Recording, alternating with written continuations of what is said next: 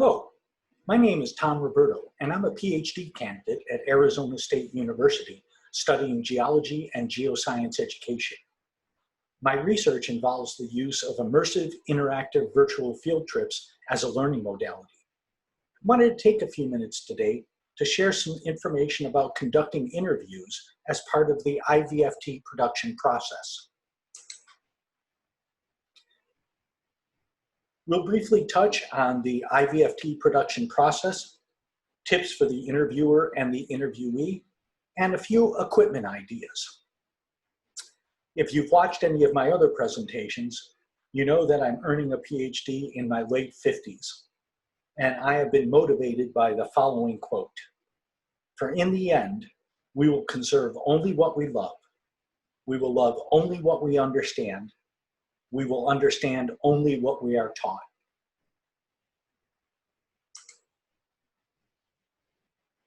The IVFT production process consists of 4 core components: research and storyboarding, content acquisition, design and production, and testing and implementation. So here's a handful of tips for the interviewer. First, time and effort invested in the research and storyboard phase will be rewarded. Preparation is key here. Write your interview questions in advance and be sure to bring them to the interview. These questions should flow from your storyboard. Know that it's okay to send your questions to the subject prior to the interview. This isn't a gotcha interview or going for a reaction. It's okay to give the questions in advance so your subject knows what you're thinking. You'll want to decide if you're going to be on camera with your subject or if you'll ask questions off camera. If you ask questions on camera, be sure that you and your subject are not directly facing each other. You want to be visible to the camera. And if you decide to ask questions off camera, be sure to ask them from directly behind the camera. Remember, it's human nature to look at the person asking questions. If you stand to the side of the camera, the subject will not be looking directly into the camera, but instead will look at you. This is almost impossible to fix in post.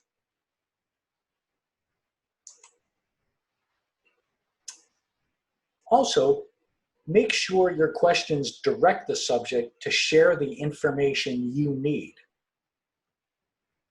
Sometimes a subject will answer a question in a way that does not satisfy the intent of the question.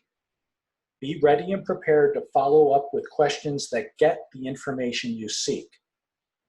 But remember, this does not mean forcing your subject into a certain answer. Just make sure they genuinely answer the question. Also, subjects will share information you might not expect. Make sure you're adaptable to new information that might direct your story in a new or complex direction. And finally, remember, let your subject speak. You can always cut an interview later, but having more content to choose from is always a plus.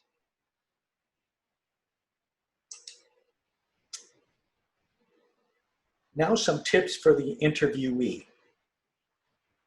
I have found the most important thing an interviewer can do for the interviewee is to help them relax. People without media training can get freaked out when they see a camera. Conduct the interview in a comfortable place, their office, lab, workplace, etc. Send the questions in advance and discuss the questions before the interview starts. Remind the subject that you chose them because of their expertise. You are entering their world. Show what is special about it. And remember, the subject is the topic's best ambassador. Let them talk. Here are some thoughts from my friend Professor Rether Hill from the Walter Cronkite School of Journalism at ASU. She suggests ask a lot of how or why questions. Don't ask a question that could elicit a yes or no answer. Instead of a question such as, are most students who attend this school immigrants? Say, tell me about the students who attend the school. Follow up with, what special challenges do they have? Why is that? And how is the school supporting them? How do you manage all of that? Is it just academically, or does the school help with other matters? Can you give me an example of how the school had to step in to solve the problem? Now, these questions are obviously meant as a guideline and more of a thought process. Professor Hill in the School of Journalism uses the IVFT platform to tell stories that are not science related. So her questions will be much different from yours.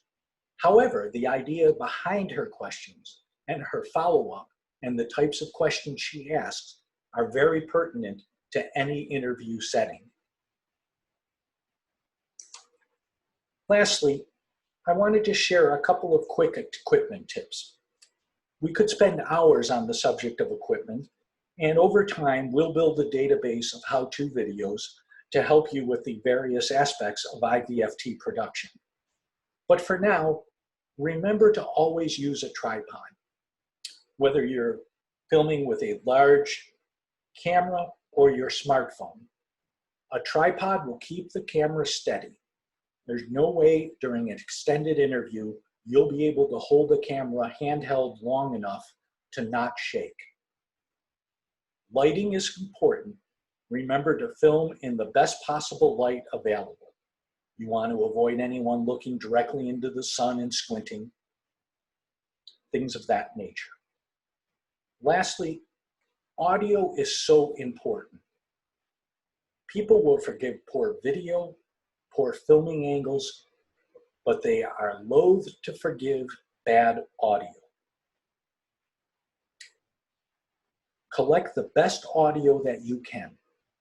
Even if you're using a smartphone, an inexpensive smartphone microphone can make a huge difference in the quality of your audio. That's it for now. I want to thank you, and if I can be of any help, please feel free to email me. Again, my name is Tom Roberto, and my email address is troberto@asu.edu.